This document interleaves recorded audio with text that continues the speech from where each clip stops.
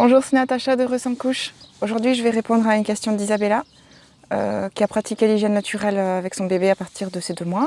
Elle a remarqué que par rapport à ses rythmes et habitudes, voilà, il faisait pipi à chaque fois après la sieste, etc.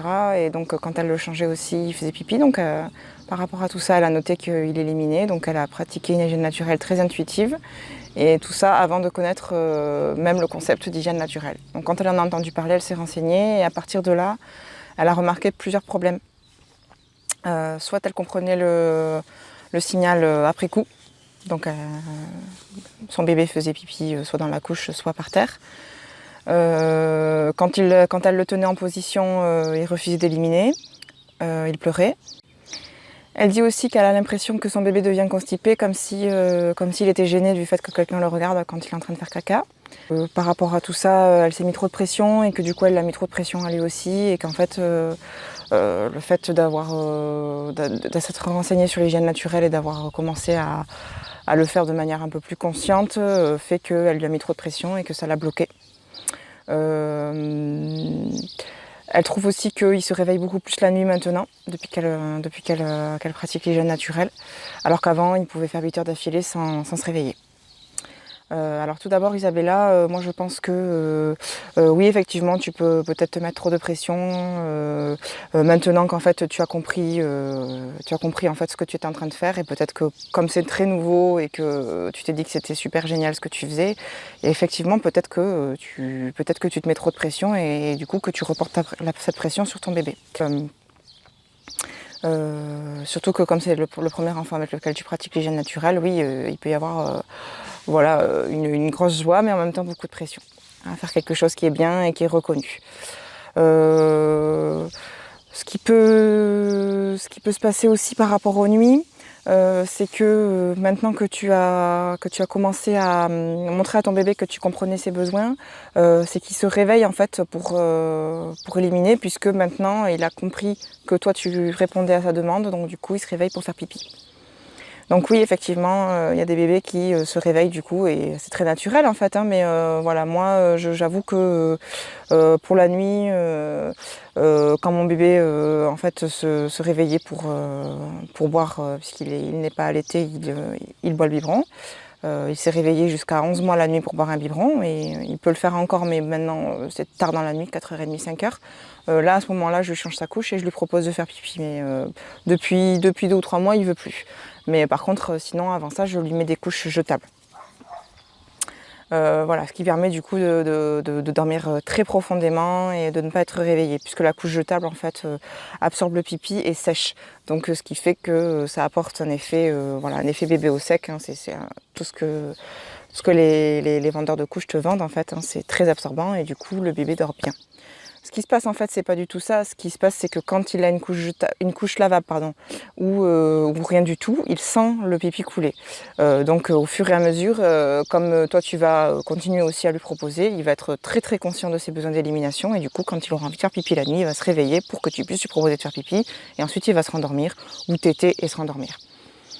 Voilà, donc ça effectivement, ça peut être compliqué à comprendre, mais en fait c'est très simple et voilà, bien, pas bien, il n'y a pas de jugement à donner, mais par contre, si toi tu es fatigué et que tu préfères qu'il fasse ses nuits, eh bien, oui, ce que je conseille, c'est de mettre une couche soit jetable, soit lavable, mais de lui changer, mais il va peut-être continuer à se réveiller avec une couche lavable, puisqu'il va quand même sentir qu'il est en train de faire et que la couche lavable ne sèche pas. Voilà. Donc ça, effectivement, c'est par rapport à ça. Ça, c'est pas parce que tu lui mets des couches jetables maintenant qu'il va pas arrêter de se réveiller. Il va peut-être le faire à la longue, mais il va peut-être continuer de se réveiller petit à petit. C'est en arrêtant toi de lui proposer l'élimination la nuit qu'il va peut-être au fur et à mesure arrêter de se réveiller. Mais ça veut dire aussi que du coup, il va perdre cette sensation pour la nuit. Ça, c'est quelque chose qu'il faut accepter après.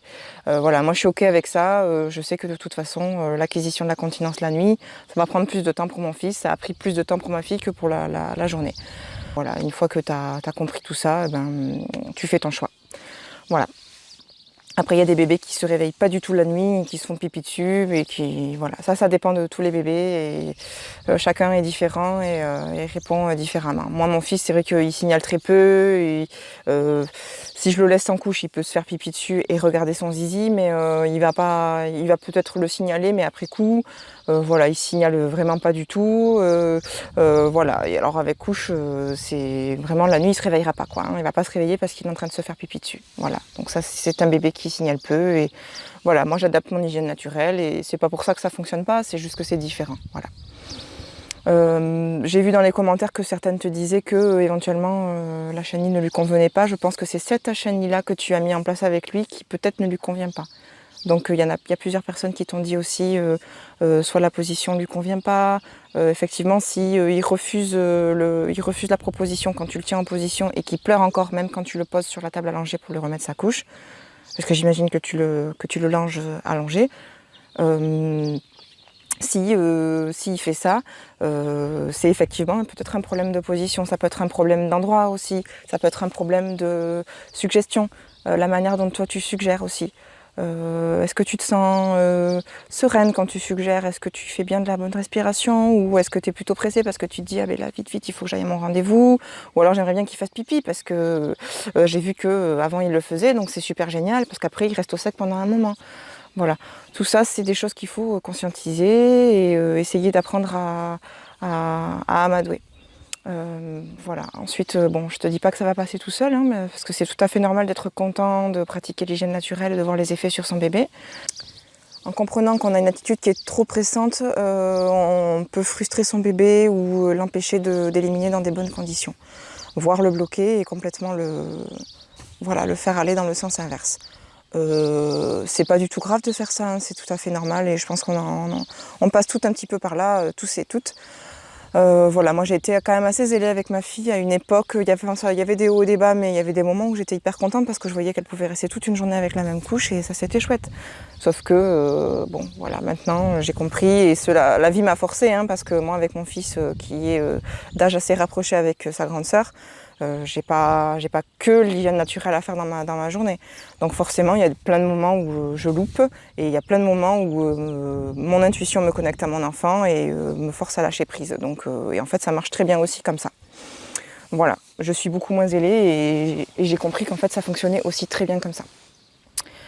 Ça fonctionne très bien et non seulement ça fonctionne très bien, mais aussi le bébé est plus tranquille et il comprend mieux ce qu'on attend de lui et il comprend mieux qu'on est là pour lui et pour l'aider et pas parce qu'on veut faire la course à quelque chose qui est voilà, une préoccupation d'adulte. À savoir mon bébé sera propre avant les autres. Voilà. Ça peut être une idée comme une autre, hein. C'est peut-être pas celle-là à laquelle tu penses toi, mais quand j'ai commencé l'hygiène naturelle avec ma fille, j'avais peur parce que j'avais peur d'avoir envie tout le temps de montrer aux autres que ce que je faisais c'était génial et c'était mieux que ce qu'ils faisaient eux.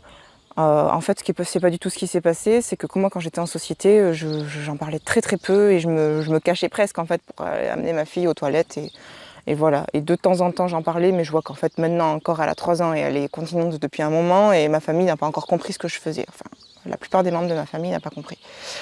Voilà, donc en fait c'est que je pense que j'en ai très très peu parlé et que du coup la plupart ne peut pas comprendre puisque en fait ils me voient pas faire. Voilà. Voilà, j'espère t'avoir rassuré par rapport à tout ça. Donc ce que tu peux faire par rapport au fait qu'il pleure pendant que tu le tiens en position, c'est donc changer de position. Je vais te mettre dans la description le lien de mon article sur les positions où tu verras tout le panel des positions qui est possible de faire. Peut-être que tu le tiens avec son dos contre ton abdomen et tes mains sous les genoux avec les genoux relevés. Si c'est ça qui lui convient pas, tu peux le tenir allongé. Moi j'ai tenu mes bébés jusqu'à 8 mois environ, les deux ont beaucoup aimé faire pipi et caca allongé. Voilà. C'est une position qui est vraiment super pour les nourrissons. Voilà, entre autres. Mais il y a plein d'autres positions que tu peux proposer. Il y en a qui sont plus adaptées pour les bébés, pour les tout petits bébés, et il y en a qui sont plus adaptées pour les plus grands.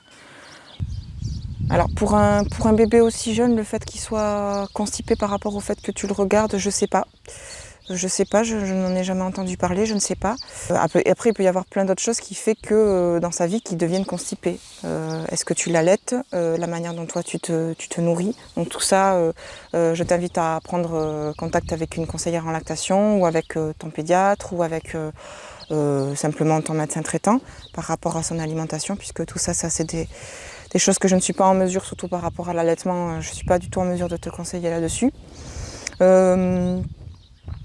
Il y a plein d'autres choses, des composantes externes qui peuvent faire que ton bébé est constipé, pas spécialement le fait que tu l'élèves en HNI.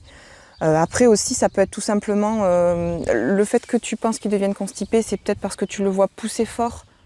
Peut-être ça, tu le précises pas. Donc écoute, soit après cette vidéo, après l'avoir regardée, tu me laisses un petit commentaire pour me le dire. Si tu le vois pousser fort ou tu le vois devenir rouge, c'est peut-être parce qu'en fait, tout simplement, il a compris que tu répondais à sa demande et que du coup, il signale en fait, tout simplement, le fait qu'il a envie de faire caca. Donc quand on voit un bébé pousser, souvent les gens vont dire « Ah, il est en train de faire caca ». Sauf que moi, ma fille, elle a beaucoup poussé et en fait, c'était pour me dire qu'elle voulait faire caca et pas qu'elle était en train de faire caca. Qui l'a constipée, je la tenais avec son dos contre mon abdomen et les genoux relevés et c'est ça qui vraiment l'a soulagée.